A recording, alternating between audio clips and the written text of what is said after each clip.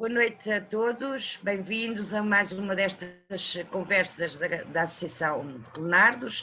Tem sido desde o início de junho um encontro semanal, dedicado numa primeira fase à herança latina, no sentido da sua língua, e durante o mês de julho, que foi escolhido de propósito, uma vez que normalmente é a época em que os arqueólogos se encontram em trabalhos de campo, foi dedicado à outra componente, que é a componente material da herança latina.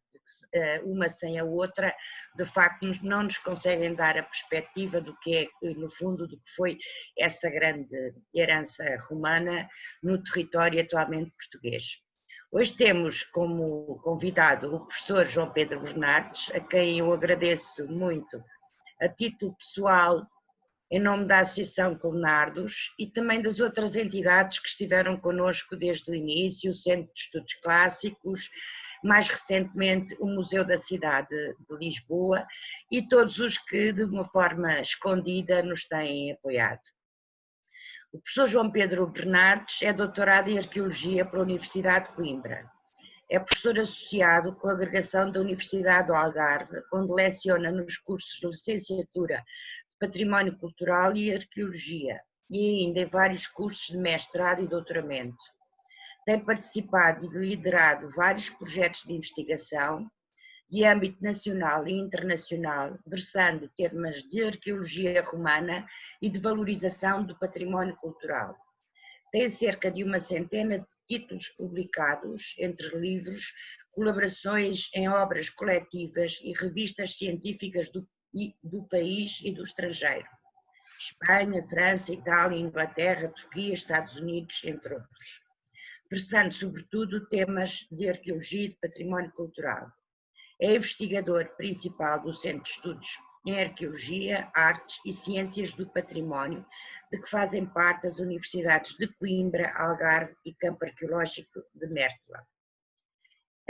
Poderia acrescentar que é um colega cordato, prestável, a quem novamente agradeço e sou grata por tudo o que tenho lido ao longo dos anos que tem produzido, quer no campo do urbanismo romano, tem feito grandes trabalhos sobre o Sónoma, designadamente, mas não só, também no centro do país, sobre os recursos do território e época romana. Dedicou numa obra conjunta um particular estudo ao vinho, muito interessante e que vale a pena ser conhecido, sobre exatamente a importância do vinho neste território em época romana e sobre as atividades que coadjuvavam a produção do vinho, e é um grande mestre, pelo que só temos a agradecer. Neste momento em concreto, ofereceu-se para nos falar de uma importante estrutura agrária, que é a Vila Romana de Milreu, que tem estudado arduamente. Já tive a oportunidade de ter ouvido falar, por exemplo, da importância dos peixes que estão representados nos seus mosaicos e a partir daí o conhecimento que nos traz daquilo que seria a riqueza piscícola da época romana, mas todo um conjunto enorme de trabalhos. Esta vila de que nos falará, de grande importância à época romana e que consegue fazer-nos constatar a ligação, por vezes tão estreita, que havia entre esta província ocidental e a Casa Imperial Romana, nomeadamente através das suas estátuas. Mas para isso aqui está o João Pedro Bernardes para nos falar. Bom, muito bom dia. Antes de mais agradecer o generoso convite que me fizeram e felicitar a Associação Clenardos pelo trabalho que tem feito em prol da língua latina e cultura clássica. É com muito gosto que eu venho falar aqui sobre Milreu. A Filomena, quando falou comigo, pediu-me fundamentalmente para falar sobre a romanização do sul da Lusitânia e pareceu-me que Milreu como um ícone dessa romanização, uma vez que é aquilo, por excelência, representante da exploração do território feita pelos romanos nestas terras. Pareceu-me que seria bom falar dessa romanização a partir de um exemplo concreto de uma vila. A vila de Milreu, de facto, tem um pouco de tudo, de forma a espelhar o que é esta romanização. Talvez não esteja tão bem representado em termos económicos a exploração mineira, que teve muita importância no sudoeste hispânico, sobretudo durante o Alto Império, e aqui não está tão bem representado. Mas, fora isso, constitui um excelente exemplo da romanização da Lusitânia. E eu passaria desde já a partilhar aqui umas imagens onde procurarei, de forma necessariamente sintética, tentar mostrar essa romanização a partir de uma vila concreta, neste caso a Vila de Milreu, que é conhecida desde o século XVI. O André de Rezende, no De Antiquitatis Lusitania, refere-se à Vila de Milreu como tratando-se de Ossónova. Ela será escavada, as ruínas, apenas no século XIX, uma escavação extensíssima feita pelo pioneiro da arqueologia portuguesa, Estácio da Veiga, e, curiosamente, apesar de Estácio da Veiga ter escavado boa parte da vila, aliás, nunca houve uma escavação tão extensa como a de Estácio da Veiga em finais do século XIX, ele finalizou a escavação convencido ainda de que estaria perante a cidade romana de Ossónova, referida várias vezes nas fontes clássicas. Note-se que este engano deve-se essencialmente à magnitude das ruínas que Estácio da Veiga escavou, não se apercebendo que as estruturas que temos, ou que teria perante si, eram estruturas que se enquadravam mais numa vila do que propriamente numa cidade. É claro que, nessa altura, as vilas não eram tão bem conhecidas como hoje. Aqui está a planta que Estácio da Veiga levantou, na altura, uma planta que ainda hoje é uma referência, fundamentalmente porque tem quer a parte urbana, ou seja, a residência do proprietário, quer ainda a parte rústica, que de facto, salvo uma intervenção na zona do mausoléu por Theodor Auschel, do Instituto Arqueológico Alemão,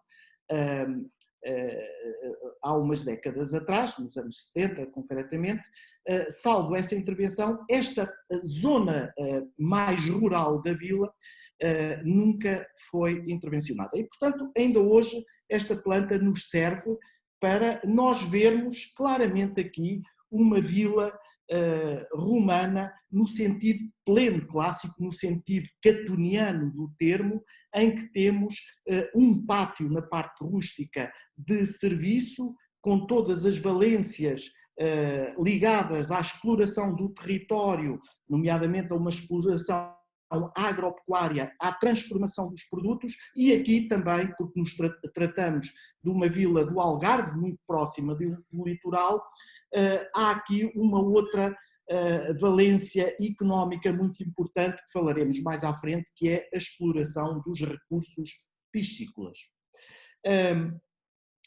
Note-se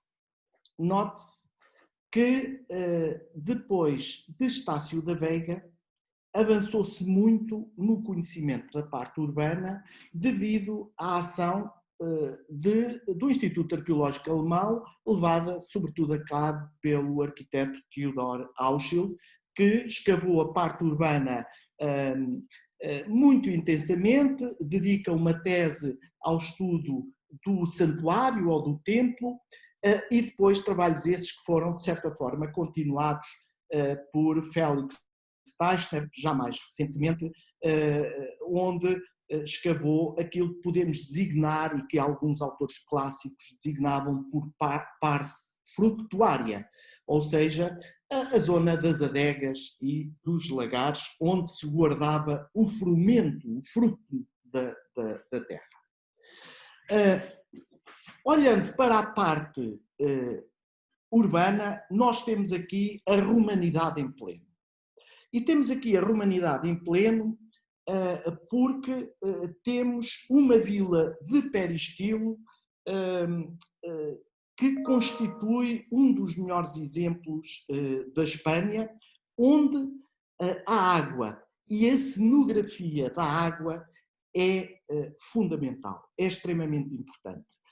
Nas vilas do sul da Lusitânia, mas também da antiga Bética, aqui ao lado, portanto, a atual Andaluzia, a cenografia destas vilas era fundamental.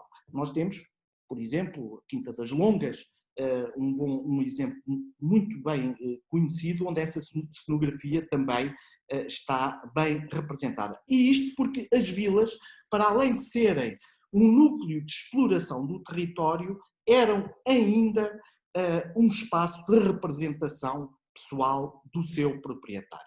E é nesse sentido que nós, na parte urbana, temos uma riqueza decorativa que só se encontra nas cidades e nas domos urbanas mais ricas, ao ponto de Ausónio, um autor do século IV, dizer que a vila é a cidade no campo. E, de facto, Milreu é isso mesmo. É uma pequenina cidade do ponto de vista dos ornamenta que está implantado em meio rural e, nesse sentido, este tipo de unidades de exploração agropecuária foram essenciais para o processo de romanização dos territórios do Império Romano. Infelizmente não conhecemos muita gente que tenha habitado aqui, porque a epigrafia não é, digamos, o forte desta vila e, nomeadamente, não conhecemos o seu proprietário. Temos alguns nomes de gente servil, como uma Dafina, como uma Acte, cujas lápides são oriundas da necrópole escavada por Estácio da Veiga, ainda em finais do século XIX, e temos um outro nome, um liberto, Marco Auxílio Balbo. Aliás, estes nomes acílios, há um acílios na cidade de Ossónova, os balbos são muito importantes, sobretudo na zona de Cádiz, e portanto isto é um indivíduo com toda a probabilidade que se dedicava ao comércio, provavelmente passou por Milreu no âmbito da sua atividade comercial e aqui dedicou uma lápide votiva. Temos, para compensar, um conjunto de rostos muito generoso. Ainda há pouco falava com a Filomena que esta dama de Milreu é um bom ícone da vila, porque de facto nós temos aqui, do ponto de vista estético, o classicismo bem representado. Não sabemos quem era. Há até quem diga que podia ser uma das damas proprietárias de Milreu. Na verdade não sabemos. Sabemos sim que esta é apenas um conjunto de muitas outras. Já nas fases finais da vila temos um outro rosto de um senhor chamado Asturi, que está aqui na imagem.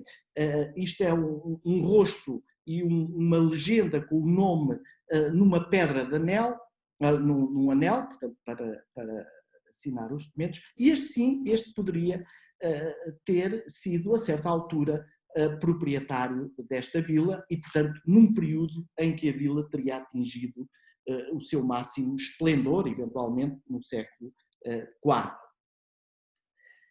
A vila é ainda conhecida pelas suas construções, pelas suas magnificentes construções, de que o templo que Estácio da Veiga lhe chamava a Catedral de Ossónova é um dos expoentes máximos. Este templo, que se manteve extraordinariamente bem conservado, deve-se em grande parte ao uso continuado do seu espaço. Mas ele é conhecido sobretudo pelos mosaicos parietais de que é revestido o seu pódio. Uns que ainda se podem ver no sítio, in situ, no local, outros que só são conhecidos através dos desenhos mandados fazer por Estácio da Veiga e de que temos alguns fragmentos no Museu Nacional de Arqueologia. É uma peça belíssima, com alguns paralelos na Lusitânia, como em São Cucofato ou em Quinta de Marim, e é um templo, enfim, que não tem as formas clássicas dos templos urbanos, digamos, é um templo rural que tem alguns paralelos no mundo romano, nomeadamente na Gália. Podemos perguntar a que é que se deve tanta riqueza? De onde é que vinha o dinheiro, os rendimentos, para se construir esta vila? Em primeiro lugar, é necessário dizer que a vila, esta e outras, não são fruto de um único momento. Resultam de uma evolução ao longo de vários séculos. Nós, por exemplo, para a Vila de Milreu, temos identificadas 5 ou 6 fases correspondentes a 5 ou 6 programas de obras de remodelação, de ampliação da Vila de Milreu. O que é natural se pensarmos que a Vila de Milreu tem uma primeira ocupação, talvez no tempo de Cláudio, portanto, anos 40 do século I, e vem até ao século V, prolongando-se para além da época romana. Portanto, temos 500 anos de ocupação e, obviamente, ao longo de 500 anos, há espaço para muita reconstrução, muita ampliação, muita remodelação. Digamos que o auge económico da vila, que corresponde ao seu floruit, à sua expansão máxima em termos construtivos e decorativos, começa no século III, com uma grande ampliação que expande a vila enormemente, ao ponto de sacrificar algumas áreas produtivas que são transpostas para outros locais, e essa ampliação do século III tem depois o seu culminar no século IV com a construção do templo que vimos. E é nesta altura que nós temos um conjunto de lagares de onde viria certamente uma boa parte da riqueza desta vila. Nós estamos a ver aqui o lagar escavado por Félix Teichner, já na transição do último milénio para este, onde foram identificadas 5 prensas de azeite e 36 destas talhas que nós estamos a ver, em perfeito estado de conservação, só que tratando-se de uma cave a 3 metros de profundidade, com 3 metros de profundidade, infelizmente é uma área não visitável, uma vez que foi soterrada. E, portanto, aguarda-se para um dia se poder fazer aqui uma cobertura e certamente que este será um dos expoentes máximos da visita de Milreu, quando tal for possível. Também os lagares de vinho, eu digo lagares porque estão identificados 2. Este que nós vemos, segundo os nossos cálculos, teria uma capacidade para cerca de 60 hectolitros por pisa, o que daria, por cada pisa, isto corresponderia a cerca de 1 hectare de vinha nas terras em redor de Milreu. Ora, podemos imaginar, até pelos dados etnográficos, que uma pia, um tanque deste calibre, normalmente daria e servia para mais do que uma pisa, uma zafra por época. E, portanto, isto dá-nos a ideia da capacidade produtiva de Milreu. Reparem, 36 daquelas talhas com 1 metro de diâmetro, o que corresponde a umas dezenas de milhares de litros de azeite e ainda aqui muitas dezenas de hectolitros de vinho que corresponde à capacidade instalada. Aliás, talvez por isso não nos são alheios alguns bustos como este que estamos aqui a ver, de Dióniso, correspondente precisamente à temática do vinho. O processo de vinificação é bem conhecido, porque o Columela, o agrónomo latino, dá-nos a conhecer perfeitamente como é que se fazia o vinho, e reparem, nós podemos pensar, mas há muitas formas de fazer vinho. O que se passa é que o Columela viveu a sua meninice, a sua adolescência, numa vila muito próximo de Milreu, muito próximo do Algarve, em Jerez de la Frontera. Portanto, aqui a cerca de 200 quilómetros de Milreu. E, portanto, o que ele descreve é certamente resultado daquilo que via na quinta do tio onde viveu. E, portanto, a tradição e o método de produção do vinho de vinificação que a Columela assistiu e que descreve não seria muito diferente daquele que se passava e que se processava aqui em Milreu. Uma nota apenas para, como métodos de conservação e de clarificar o vinho, era fundamental a mistura de sal e de cal. Aliás, uma tradição que se mantém pelo menos até ao século XIX na região, que depois será substituída por esses produtos químicos, o ácido tartárico e o metabisulfito, que têm precisamente essas propriedades.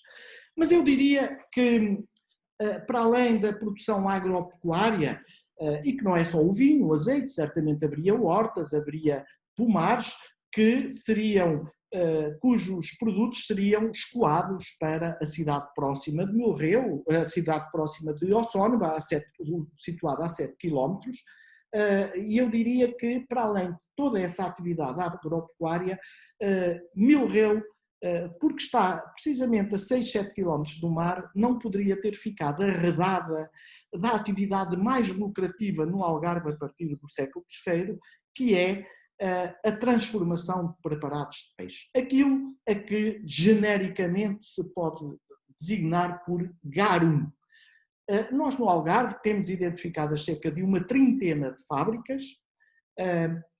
Obviamente que não podemos dizer se alguma delas pertencia a Milreu ou não.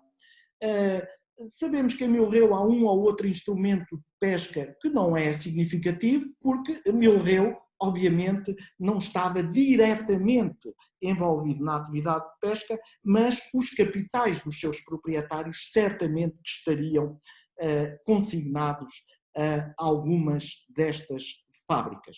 E talvez por isso,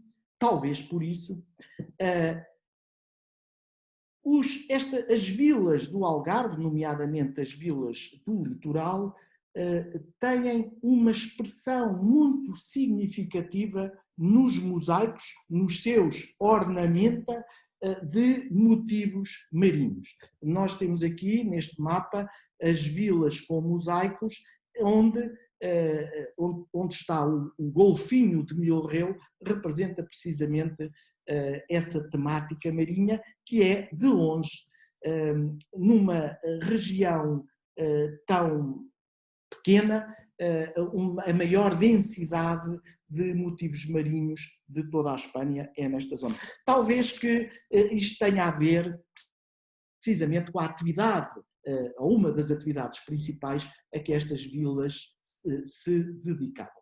E é com todo o esplendor que temos esta fauna marinha retratada aqui.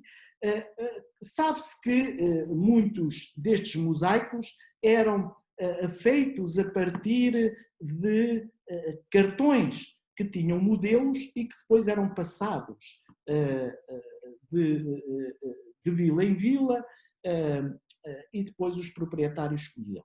Curiosamente, ainda que isso não seja excluído num caso ou noutro, no caso de Milreu, quando nós comparamos os motivos marinhos representados com a fauna real dos mares algarvios, há extraordinárias semelhanças. E para evitar possíveis mal-entendidos, a própria representação marítima nos mosaicos de Milreu inclui a representação de um barco, portanto, dando a entender que isto são recursos, que não é meramente decoração. E esses recursos, como eu disse, são muito semelhantes à fauna. Podem-se ver douradas, por exemplo. Eu creio que as semelhanças são muito semelhantes, são muito evidentes.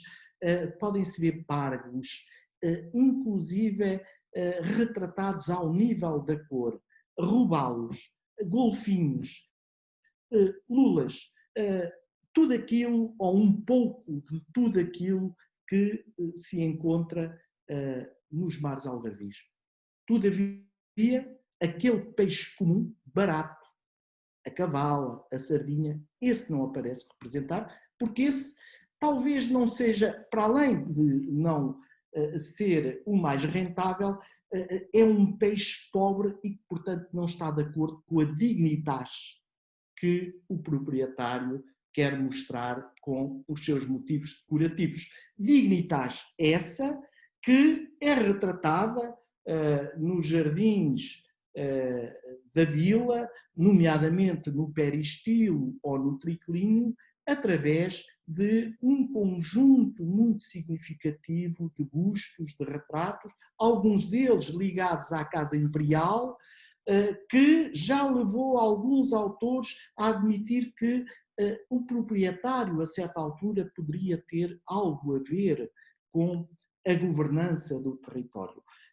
Todavia, estas estátuas retratam diferentes épocas muito diferentes. Nós temos representações do século I até ao século III e, portanto, uma teoria bem mais recente é de que talvez o proprietário, ou um dos proprietários de Milreu, fosse colecionador de arte. Não é o único exemplo, há outros exemplos nas vilas romanas onde tal está bem documentado e talvez se possa aplicar aqui também à vila de Milreu. Note-se que a riqueza retrata-se noutros aspectos decorativos, como, por exemplo, pequenos fragmentos que estão hoje no Museu Nacional de Arqueologia de embutidos. Fragmentos esses que pertenciam, na sua maioria, à abóbada do templo ou do santuário, onde já se notam claramente alguns indícios da antiguidade tardia, algumas figuras retratadas do final do Império Romano, marcado pela introdução do cristianismo. Aliás, o templo de Milreu é datado de meados do século IV, quando, na cidade de Ossónua, próxima de Milreu, por volta de 300, logo no início do século IV, já temos um bispo cristão bem documentado. É assim que em Milreu não nos surpreende que apareça um batistério. Batistério, um dos batistérios mais antigos, documentados mais antigos no país, para além de outros elementos, como esta lucerna de produção africana com o anagrama de Cristo. Milreu continuou para além da época romana, aliás, é um dos melhores exemplos da continuidade da cultura clássica até aos nossos dias. E talvez que o símbolo dessa continuidade seja esta casa, uma casa tipicamente rural, do sul rural, do Algarve e do Alentejo, que testemunha que foi construída sobre as ruínas romanas e que marca essa continuidade da vivência deste sítio, deste locus. Note-se que Milreu, depois dos romanos, teve continuidade na Antiguidade Tardia, teve ocupação islâmica. Na época medieval cristã, implanta-se um monte, de que esta casa é o sucedâneo desse monte, e no século XVI constrói-se, sim, já esta casa, e que assume as dimensões atuais no século XVIII. A Vila de Milreu é habitada com a mesma valência de exploração dos territórios até praticamente aos anos 60 do século XX. E, portanto, nós aqui temos a transmissão clara e direta de uma tradição agrícola que vem desde a época romana até aos nossos tempos. E também por isso, por Milreu ser um espaço de continuidade e também um espaço de intercultural, de encontro de muitas civilizações, são os pagãos, são os cristãos, são os islâmicos, para voltarem a ser cristãos, um encontro de muita tradição ao longo de 2000 anos. Também por isso, dizia eu, Milreu é hoje, sem dúvida alguma, um lugar muito, muito moderno, muito contemporâneo e que pode estar no topo das preocupações do mundo contemporâneo. Eu ficava por aqui para não maçar muito, porque estas coisas por vídeo são sempre mais difíceis de captar a atenção do que se for ao vivo. Filomena tem a palavra. Muito obrigado. Queria apenas agradecer de novo ao professor João Pedro por ter estado connosco e queria-lhe fazer uma pequenina rasteira, uma vez que também referiu estes circuitos em rede e no fundo Milreu não estava divorciada da sua capital, Ossónova, onde também a presença romana tem belos exemplares, claro, com mais dificuldade, uma vez que a cidade de Faro cresceu sobre Ossónova, mas eu gostaria que ele nos falasse um pouquinho só, uma vez que fez parte de uma equipa também relacionada com o levantamento dos mosaicos do sul da Lusitânia, que nos falasse um pouco dessa figura mitológica extraordinária que aparece representada em Ossónova, que é exatamente o oceano. Se nos puder fazer isto sem recurso à figura, à imagem, mas espero que as pessoas depois a vão procurar. Muito bem. Eu, por acaso, tenho no computador, mas não vou agora perder tempo a procurar. De facto,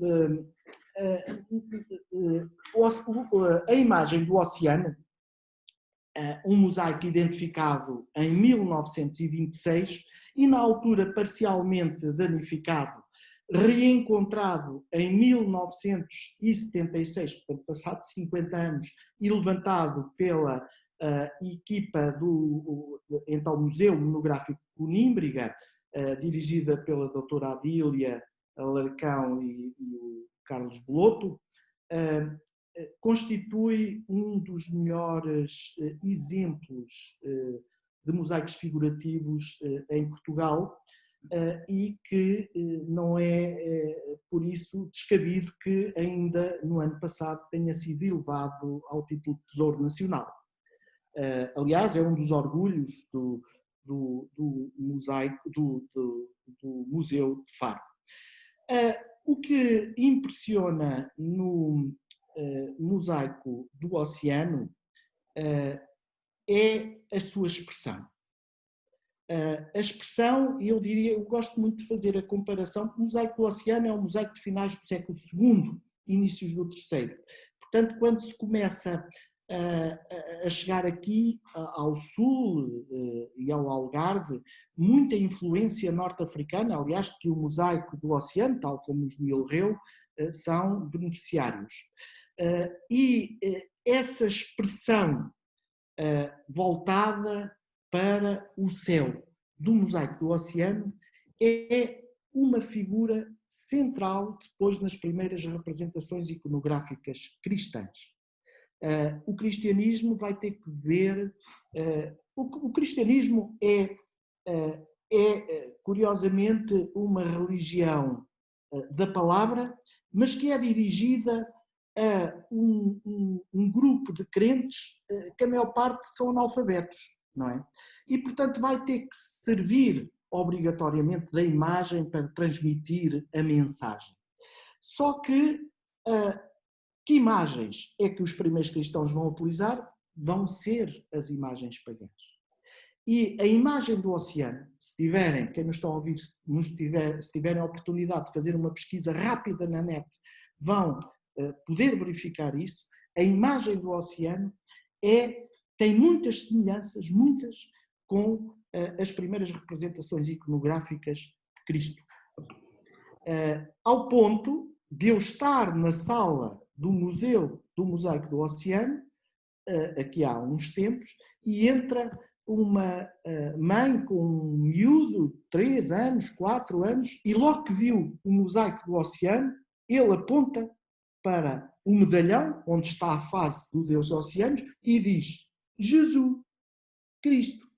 Identificou-o com Cristo. Reparem, eu creio que isto é muito sintomático do que representa. Mas o mosaico do oceano não é só o medalhão, não é só o rosto do oceano. Não confundir com Neptuno, que é diferente. Neptuno é o deus das águas, pode aparecer associado aos rios. O oceano não, é o deus do mar-oceano, em que aparece associado com os ventos. É ele que anima e que permite o comércio e que permite boa parte da riqueza do sul, destas costas, e de cidades portuárias como Ossóniga.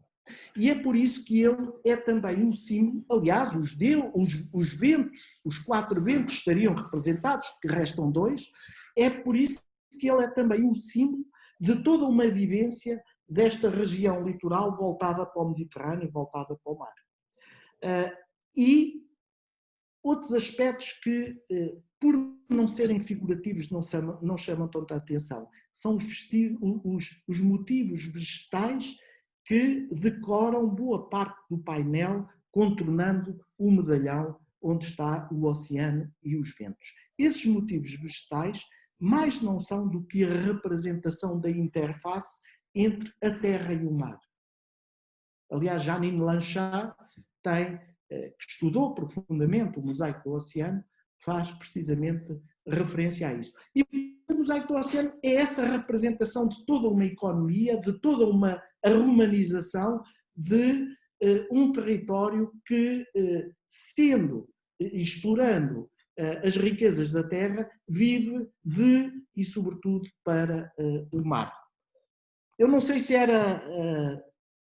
poderei acrescentar algo mais, mas há muito a dizer sobre o mosaico do oceano. Aliás, seria tema para uma destas conversas por si só. Belíssima ideia, até porque, para além de tudo mais, é um certo apossamento de uma terra que tinha sido Finisterra e que, de facto, ao apossarem-se deste oceano real, a própria figura mítica também se altera, mas isso fica para outro dia. Ainda que, Filomena, só para esta noção de Finisterra, que é real, tende a diluir-se a certa altura. Nós temos documentação ainda de finais do século I dizendo que os navios já circulam aqui como circulam no Mediterrâneo. E sobretudo a partir dos anos 40, quando, com as campanhas de Cláudio, que pacificam e conquistam a zona de Tânger, portanto, de Marrocos pacificam este mar e depois com a conquista da Britânia, 42, 43, em que o abastecimento e o comércio com a Britânia faz-se em grande parte por aqui. Eu diria que a partir de meados do século I, aqui esta região atlântica, porque isto é o pré-mediterrâneo, como diria o Orlando Ribeiro, não é? Ainda não é mediterrâneo, faz parte, ou pelo menos é uma extensão assumida desse Mar Nostrum que os romanos gostavam de chamar ao Mediterrâneo. De novo, muito obrigada. Foi um gosto e eu...